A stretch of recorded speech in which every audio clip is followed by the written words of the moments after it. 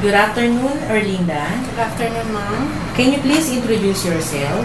I'm Erlinda Baeroy. I'm 39 years old. I'm married but I'm separated. I have 2 children, all is girls. I have 3 brothers and 4 sisters. I am the youngest of the family. My religion is Catholic and my education is Bachelor of Secondary Education as a second-year college. Okay, Erlinda. Why do you want to work in Hong Kong? I want to work in Hong Kong because I want to support my children and I want to build my own house. Okay. Do you have domestic experience? Yes, ma'am, in the Philippines.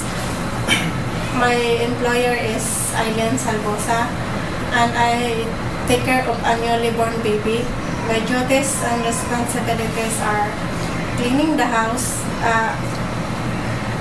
cooking breakfast, taking care of the newly born baby, and cleaning the house, cleaning the car. Okay. What will you do if the babies cry? If the babies doesn't stop crying, what will you do? I will check if the baby is hungry, and I will check also the diaper and also the temperature if the baby is sick. Okay. Erlinda, I will ask you some question. If your prospective employer cannot provide you Sunday off, is it okay for you? Yes, ma'am. Any kind of drugs, food, or detergent you have allergy? No, ma'am. Okay. Are you afraid of pets like dog or cats? No, ma'am.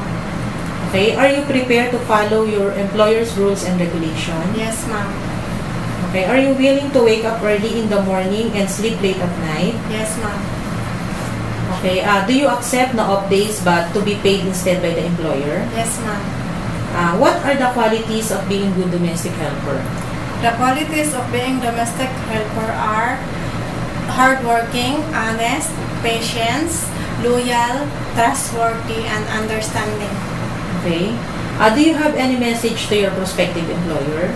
Dear sir and madam, if I choose me as a domestic helper, I promise to follow the rules and regulations, and I promise also to finish my contract, and I am hardworking person and honest and loyal. Okay. Can you please show us your best smile?